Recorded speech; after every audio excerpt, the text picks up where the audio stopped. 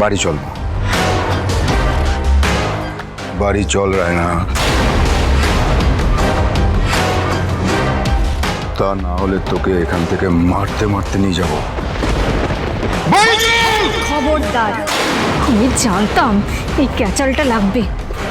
এক্ষুনি আমাকে বস্তির সমস্ত লোককে জড়ো করে আনতে হবে। চাই আমি। খবরদার, ওর সঙ্গে এই জোরটা করবেন না। ওকে ছেড়ে দিন, ছেড়ে দিন বলছি। কাকু কাকু, আমি রায়না কাপুরকে খুব ভালোবাসি, আমাকে খুব ভালো রাখবো, প্লিজ এই বিয়েটা হতে দিন প্লিজ কাকু, প্লিজ কাকু, প্লিজ কাকু।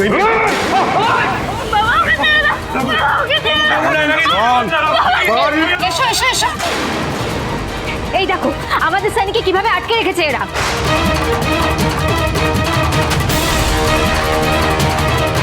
এই যে আপনার পোশাক গুন্ডাগুলোকে বলুন সানিকে ছেড়ে দিতে। মেয়েকে সামলাতে পারেননি, আমাদের ছেলেকে আটকে রেখেছেন। আরে বাবা, আপনারা দাঁড়িয়ে দেখছেনটা কি? এসে সানিকে বাঁচান।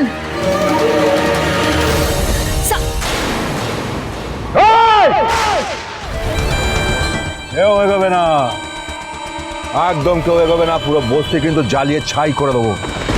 আমায় চেনা আছে তো? হ্যাঁ, আমায় গুয়ো গুয়ো।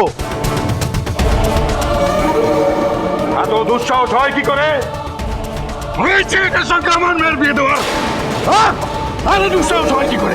ছেড়ে দাও বাবা, ওকে ছেড়ে দাও প্লিজ, ওকে ছেড়ে দাও বাবা।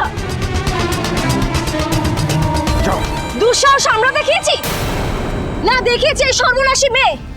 এই মেয়ে আমার ছেলের মাথা কর্মরিয়ে চিবিয়ে খেয়েছে, তাই বারবার সানিকে বারণ করা সত্ত্বেও ও যেচে নিজের পায়ে কুড়ুল মারল। আমি বলেছিলাম এই মেয়ে তোরকে ডুবিয়ে ছাড়বে, তোর গলায় ফাঁস পড়াবে। নিজেটা ফাঁসলি, তাতে আমাদেরকেও ফাঁসালি। এবার তোর জন্য কি আমরা সবাই মিলে মরবো নাকি? রতনদি, রতনদি, রতনদি, তুমি প্লিজ কিছু করো, রায়নাকে নিয়ে যেতে দিও না প্লিজ। বাবা, আমি এখন আদাল। তুমি আমার ইচ্ছার বিরুদ্ধে কিচ্ছু করাতে পারবে না, না হলে আমি পুলিশ ডাকবো। ছি ছি ছি ছি রায়না মা, নিজের পিতাকে তুমি পুলিশের ভয় দেখাচ্ছ? পুলিশ ডাকবি না? ডাক পুলিশকে। তোর বাবা থানা, পুলিশ, এমনকি এদের কাউকে ভয় পায় না। তোকে তো আমি এখান থেকে নিয়ে যাবই। দেখো যদি করেছিস না, ভালো ভালোই বলছি, ন হলে তোকে আমি তার সাহস তো কম নয়। তখন থেকে দেখছি একজন প্রাপ্তবয়স্ক মেয়ের গায়ে হাত তোলার সাহস আপনি পান কোত্থেকে? মেয়েটা আমার, আমি ওকে মারবো কাটবো, আমার ব্যাপার। খুব ভালোই ভালোই বলছি মা, চ এখান থেকে, তা না হলে তোকে আমি মেরে ফেলবো। তোর মতো মেয়ে না থাকার চেয়ে না থাকা ভালো। হ্যাঁ বাবা, বাবা, তুই আমার মান সম্মান ধুলে মিশিয়ে দিয়েছিস। তুই তুই আমার নাক কেটেছিস। তুই এই বস্তির লোকগুলো, এই বস্তির লোকগুলোর সঙ্গে আমাদের পার্থক্য কতটা সেটা জেনেও তুই এই লম্পট ছেলেটার সঙ্গে নিজেকে জড়িয়েছিস।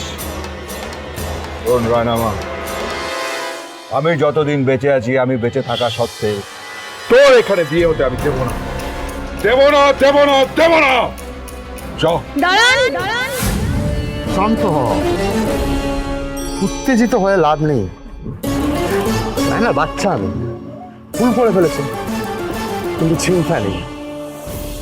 ওর শাস্তির কথা, ওর প্রায়শ্চিত্তের কথা আমি ভেবে রেখেছি। তার আগে এই ছেলেটিকে একটা কঠোর শাস্তি দেওয়া দরকার, রায়না মাকে অপহরণ করার জন্য। ভুল বলছেন আপনি, ভুল বলছেন। সানি রায়নাকে তো অপহরণ করেনি না, বরং রায়না সানির কাছে পালিয়ে এসেছে। ওর বাবার পাঠিয়ে দেওয়া গুন্ডাদের হাত থেকে নিজে বাঁচবে বলে ও নিজে থেকে সানির কাছে পালিয়ে এসেছে। মিথ্যাবাদী, মিথ্যাবাদী, এরা সবাই মিথ্যাবাদী, এরা নীচ, এরা ঠগ। এদের সামনে, মানে এদের সাথে আমাদের দাঁড়িয়ে থাকাটাও শোভা পায় না, বুঝলে? শোনো রায়না মা,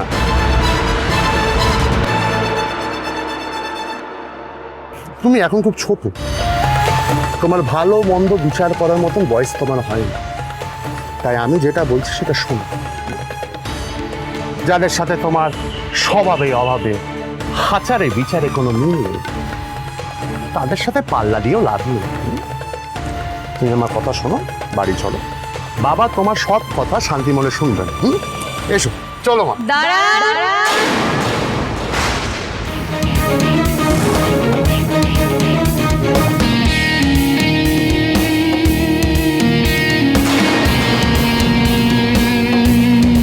রায়না এখান থেকে এক পাও কোথাও যাবে না।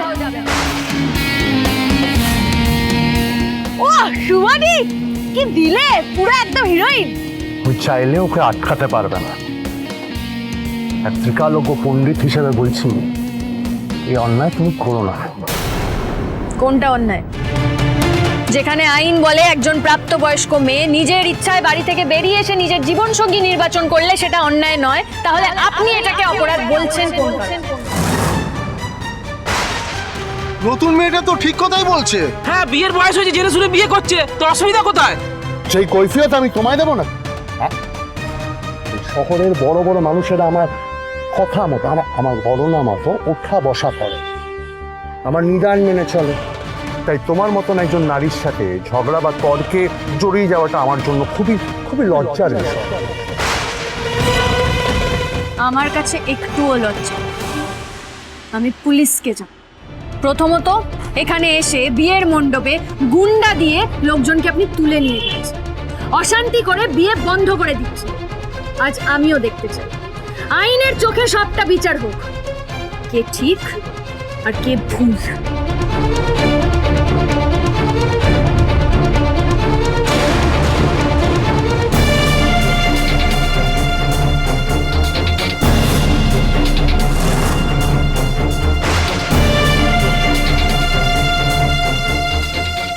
অনেক সহ্য করেছি, আর সহ্য করবো না। একটা বস্তির মেয়ের কাছ থেকে এত লেকচার আমি শুনবো না।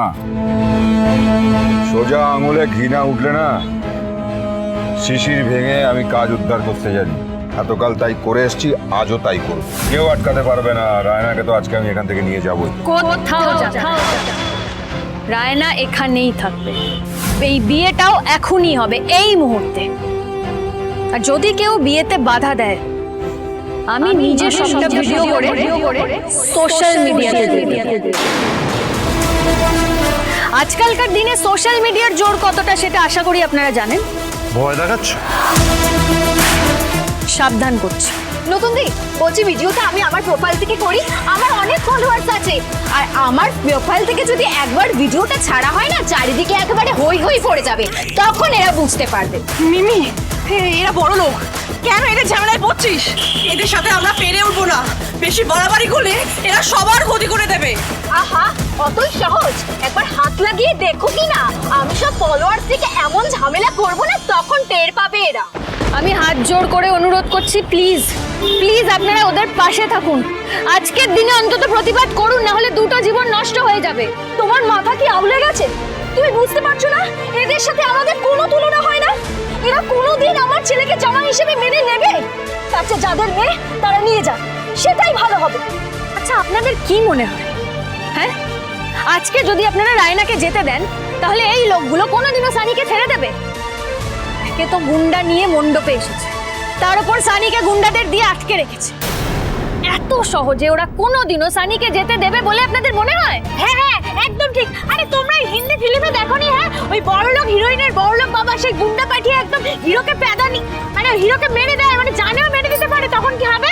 এই লোকগুলোর সানির ওপরে যা রাগ, তাতে ওরা এত সহজে সানিকে ছেড়ে দেবে না। যে কোনো মুহূর্তে আমাদের সানির একটা বড় সড়ো ক্ষতি করে দিতে পারে। তাই জন্য আমি আপনাদের বলছি, হাত জোর করে অনুরোধ করছি, এই বিয়েটা হতে দিন, ওদের পাশে থাকুন, নাহলে দুটো জীবন নষ্ট হয়ে যাবে। প্লিজ প্লিজ বিয়েটা হতে দিন। ওরাই শুধু একমাত্র একে অপরের অস্ত্র, এই বিয়েটাই ওদের অস্ত্র।